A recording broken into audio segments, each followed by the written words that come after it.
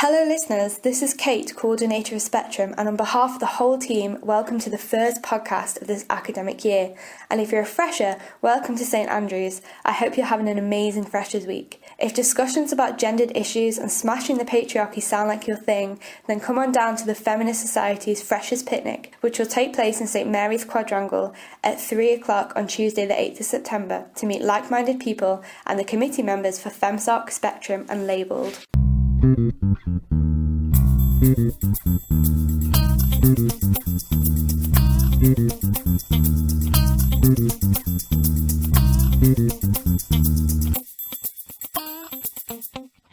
Before we begin, I'm just going to add a quick trigger warning. This episode talks very briefly about menstruation from a gender dysphoric perspective, so if that's something that's triggering for you and you want to skip over it, that's fine. I'll tell you when I'm about to discuss it.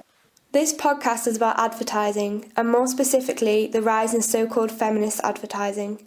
I've defined this as advertisements that break down stereotypes about women or empower women and encourage them to reach their full potential. Now, we may all be familiar with the body-positive adverts of companies like Dove, but advertisements that seem to be in line with feminist ideals have actually existed for a long time. However, that doesn't mean they haven't been problematic.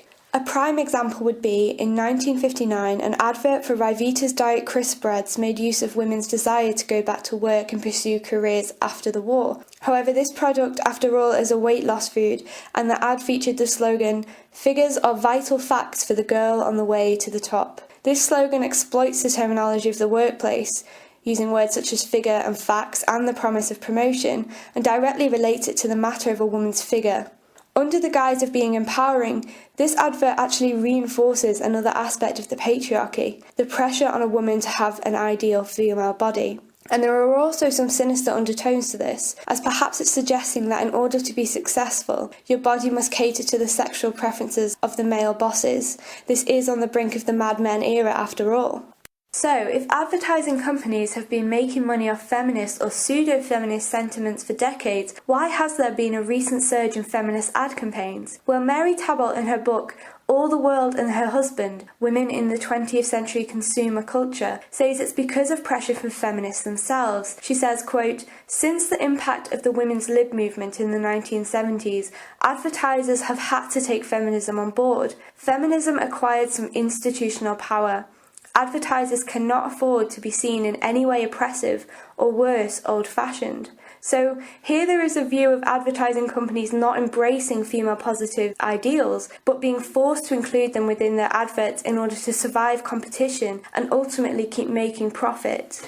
And this demand from women for advertisements that treat them as three-dimensional human beings is real. Results from a 2014 survey carried out by website She Knows shows that 54% of the female respondents says they have previously bought items because they liked the way the brand portrayed women in its advertisements, and a massive 92% could name at least one pro-female ad campaign, proving that portraying women positively in adverts makes female consumers more likely to remember the ad and, more importantly for the advertiser, buy its product.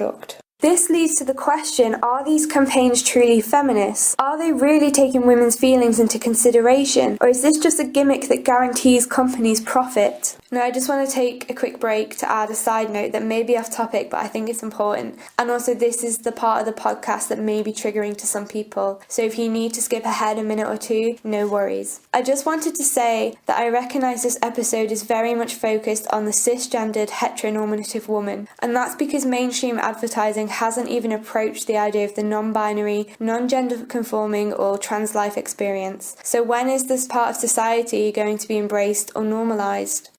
For example, Always, a company which makes sanitary towels, launched the Like a Girl campaign, which highlights the amazing feats that women can achieve, but neglects to acknowledge that not all people who use their products identify as women. On their website, Always describes itself as a maker of feminine products, not a maker of menstrual products, showing that whether consciously or not, they only empower cisgendered women, and also ignore the fact that menstruation can be a stressful and triggering experience for someone with gender dysphoria. Obviously, as a cisgendered woman, I don't feel equipped to go into too much detail about the subject, but if you are interested in hearing a trans man's experience of menstruation, check out Everyday Feminism's article, My Period and Me, a Trans Guy's Guide to Menstruation. So, back to questioning the motives of these advertisers.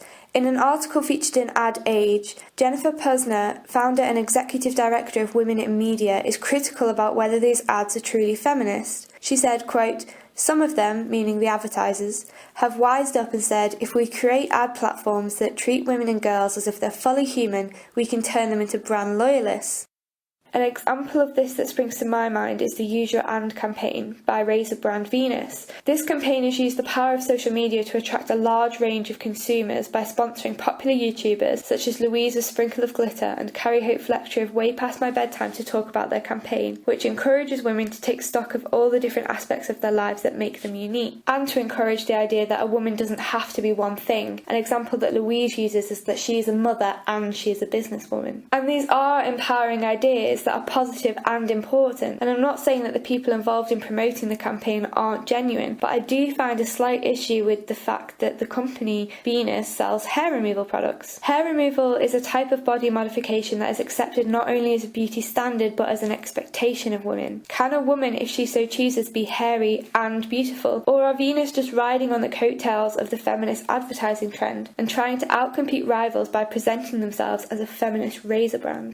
And the last campaign I'm going to talk about is perhaps the most famous, the Dove campaign for Real Beauty, which has been running since 2004. Dove have released many advertisements featuring body-positive messages, and most of these adverts can be found on YouTube if you want to look at them. The company that makes Dove, however, Unilever, have been accused of being hypocritical as they also make male body spray, Axe, marketed as Lynx outside of the US. The advertisements for Axe seem to be the antithesis to Dove. They have repeatedly been criticised as being misogynistic and degrading towards women. These advertisements are also on YouTube if you want to look at them. So does Unilever really care about the self-esteem of the people who purchase Dove? Or does the Axe Lynx versus Dove contradiction actually just prove that advertisers are just paying lip service to the demand for female positive advertisements within the brand's demographic?